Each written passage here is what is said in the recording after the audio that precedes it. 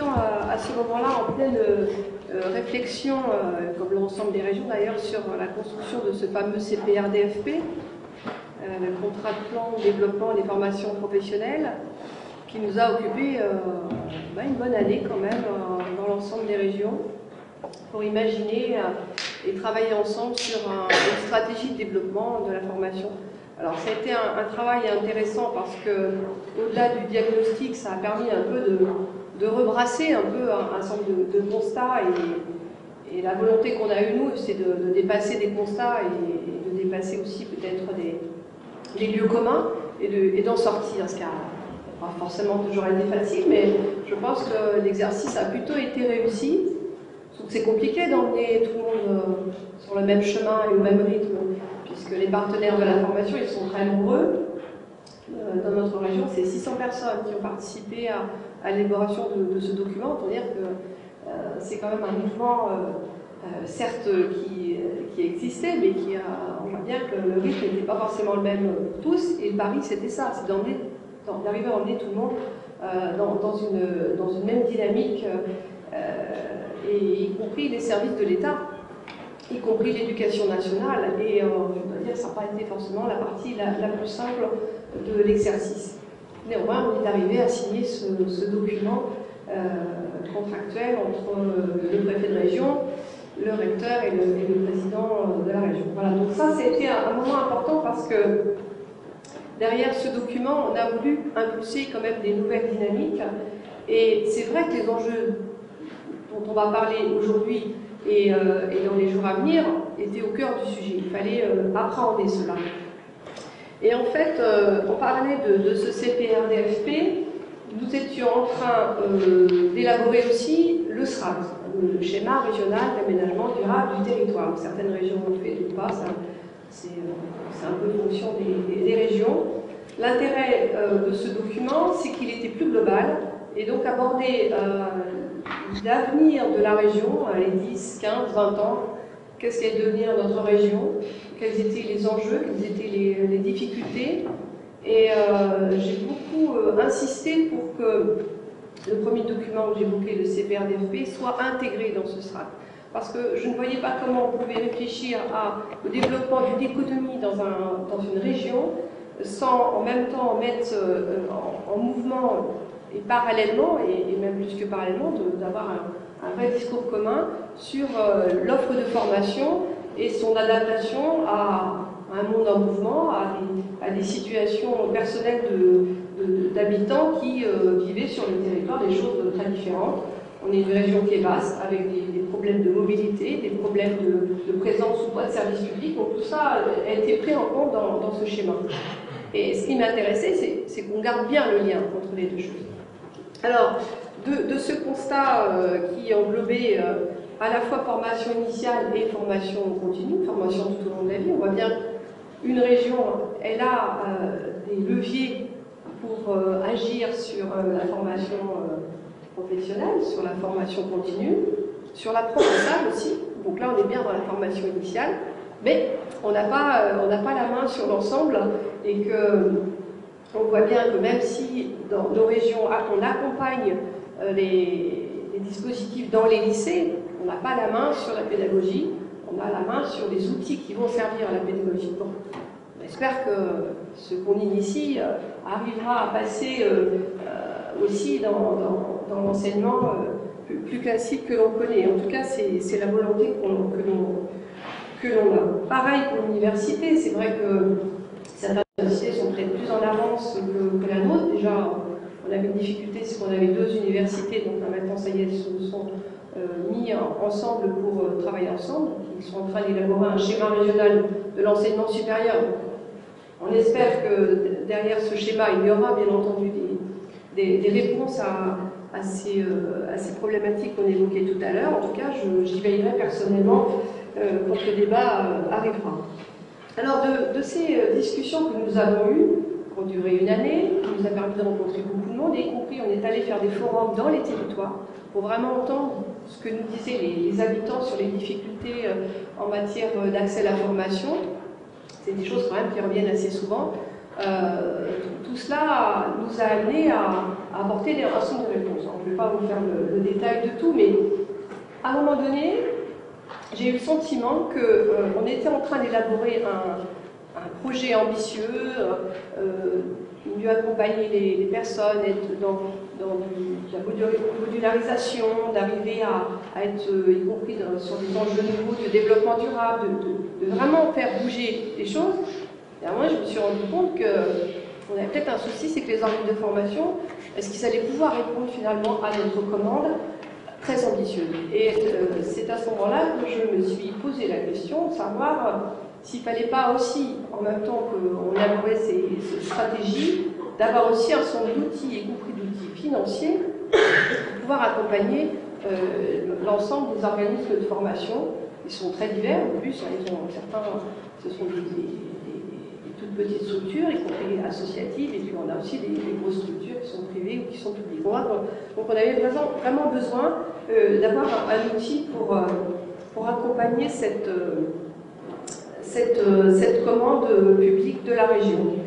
Et donc en fait est venue à un moment donné la nécessité de trouver un outil financier. Donc voilà, j'ai donc proposé, donc on le votera dans le prochain budget 2012, un fonds d'innovation pédagogique, qui sera un fonds avec des financements, avec des appels à projets pour permettre à des organismes de formation de ne plus faire ce qu'on a évoqué tout à l'heure, c'est-à-dire de trouver les moyens en interne pour essayer de développer des nouveaux projets, mais de vraiment permettre d'aller plus vite, sans doute aussi, et plus loin sur de vrais projets innovants.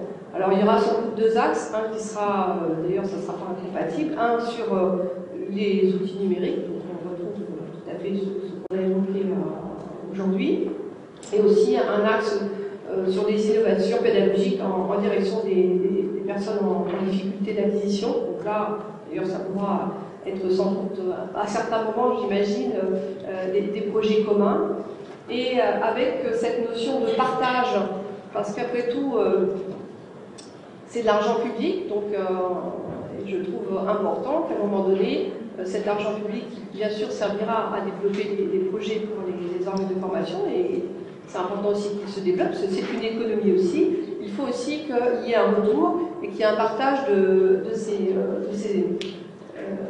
projets nouveaux et une façon aussi de nourrir cette plateforme de ressources qu'on a mis en place, parce que j'avais bien entendu à un moment donné, dans une conversation qu'on avait eue, qu'on manquait aussi un peu de ressources à mettre à disposition. Donc voilà, de tout ça, j'ai fait une réflexion personnelle et en est sortie cette proposition qui verra le jour en 2012. Alors, ce qui est important aussi derrière ce projet-là, c'est que c'est aussi un regard sur une économie. La formation est une économie aussi. Et que peut-être ne pas s'y intéresser ou regarder ça avec un peu de distance, c'était à un moment donné en faire malheureusement ce qui est souvent le cas, puisque la formation est une marchandise, puisqu'on passe des appels d'offres. Donc malgré nous, on est bien dans cette logique-là.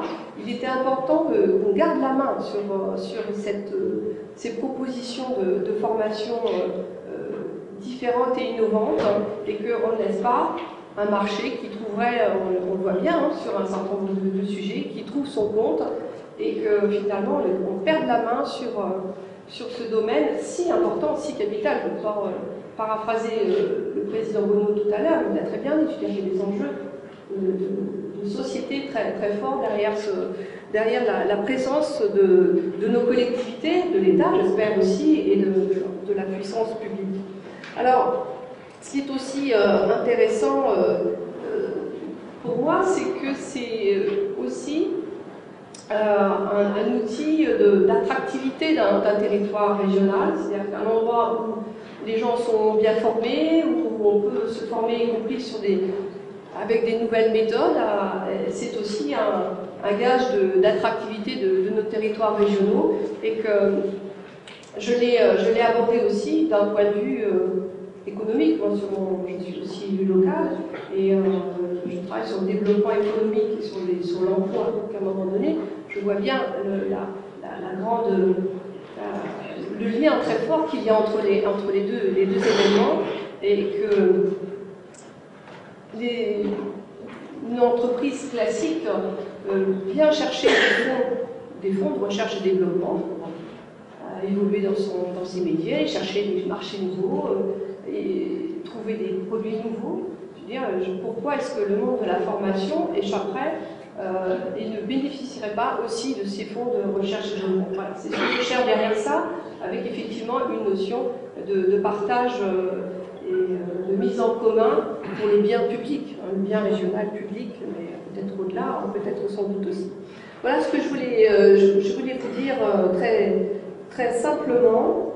Et puis, j'ai aussi eu, dans mon mandat précédent, à m'occuper de la culture. Et en fait, quand je suis passée du monde de la culture au monde de la formation, j'ai retrouvé les mêmes enjeux. On est sur les mêmes sujets. Et les freins évoqués dans la formation, on retrouve les mêmes en matière d'accès à la culture, et que je pense qu'au-delà de ces constats-là, il y a un vrai travail à faire de transversalité entre le monde de la culture et le monde de la formation. Et notamment, j'avais travaillé dans le cadre de mes fonctions précédentes, notamment beaucoup sur le cinéma et sur l'image.